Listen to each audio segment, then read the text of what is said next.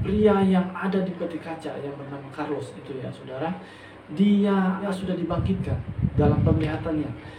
Dia sudah dibangkitkan dan setiap orang yang memandang dia merasa kagum, dan setiap orang yang memandang dia merasa mencintai dia dan mengikuti dia.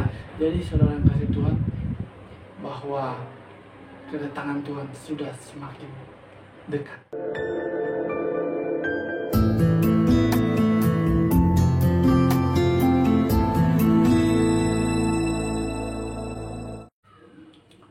Shalom saudara, nama saya Rudol Kagahing dan saya dari Kalimantan Barat.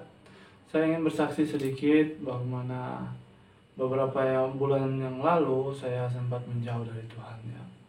Dan sampai saat ini Tuhan saat ini saya bisa diingatkan Tuhan untuk kembali kepadanya, untuk bersahabat karib dengan Tuhan Yesus.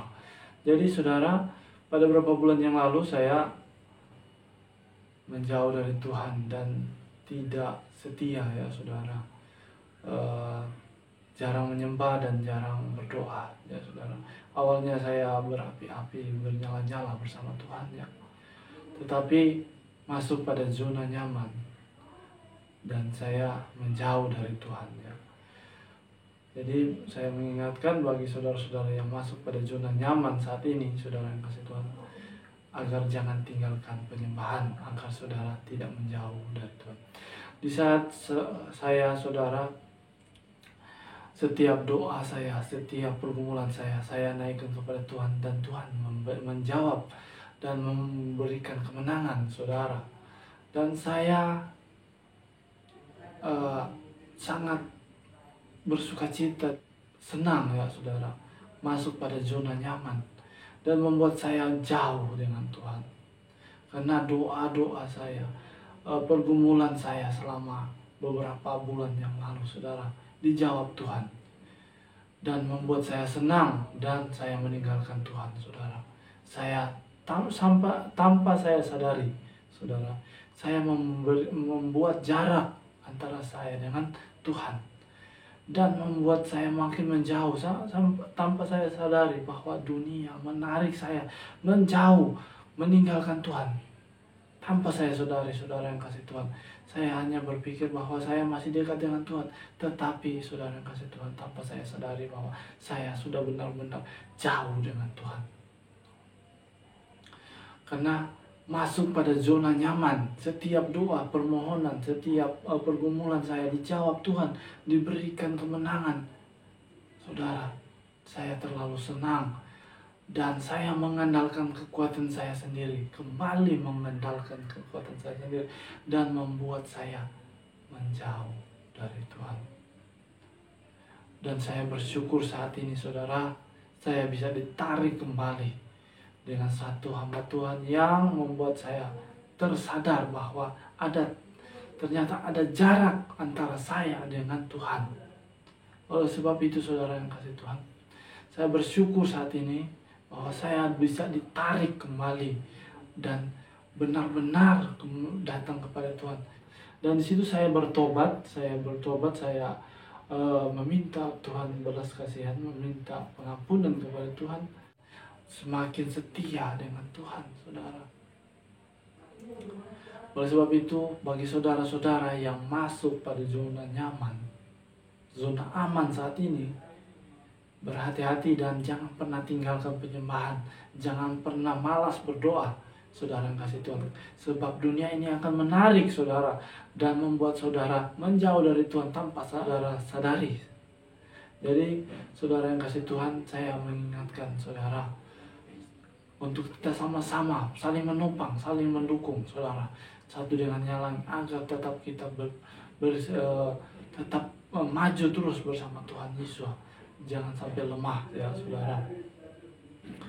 Pada beberapa bulan yang lalu Tuhan mengingatkan saya, saudara kasih, melalui hamba Tuhan, dia mengingatkan saya bahwa agar saya kembali kepadanya saudara. Karena saya sudah berjalan dengan kekuatan saya, saudara. Dan di situ Tuhan mengingatkan, Dan situ seperti firman Tuhan katakan bahwa siapa yang Tuhan kasihi, barang siapa yang Tuhan kasihi, maka dia ditegur dan diajar. Di situ saudara saya tahu bahwa saya bukanlah siapa tanpa Yesua atau Tuhan kita, saudara. Tanpa kita sadari ya saudara. Jadi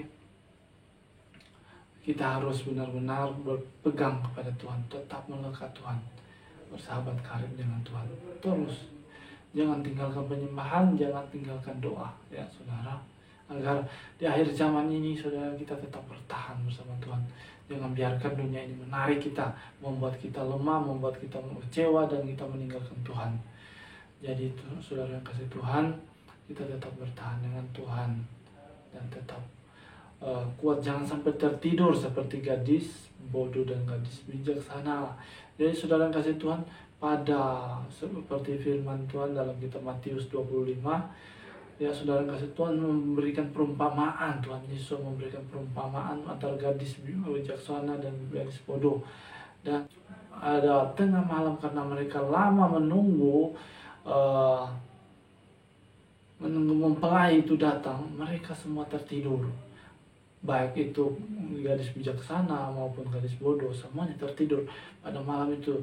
Tetapi pada waktu kedatangan mempelai itu, ada suara yang berteriak bahwa mempelai itu datang, songsonglah dia. Jadi saudara yang kasih Tuhan, semua terbangun dan menyongsong.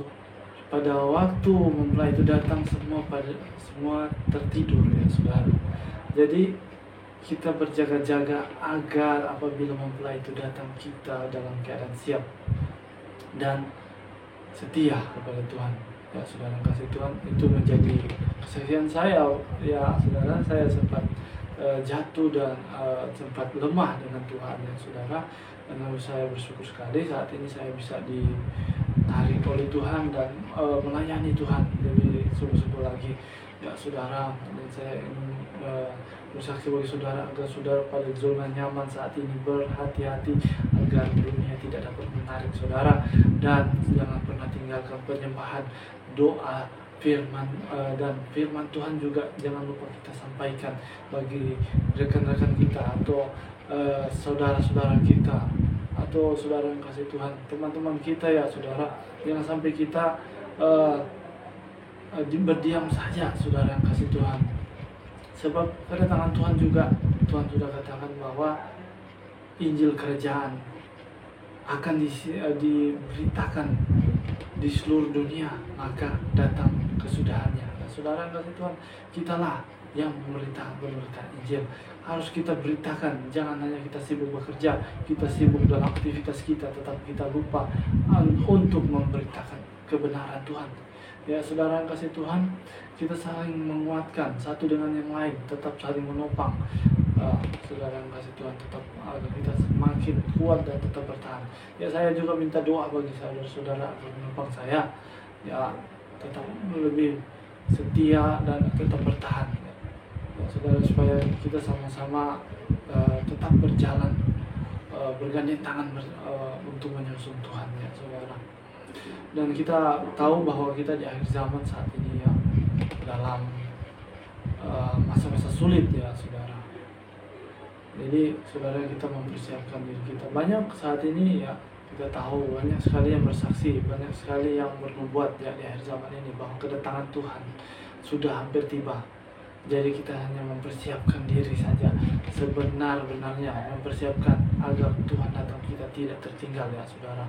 Kedatangan Tuhan Yesus hanya singkat, hanya di awan-awan saudara kasih. Kita akan bertemu Tuhan, pertemuan di udara ya, seperti nyanyian yang berkata pertemuan di udara ya saudara kasih Tuhan.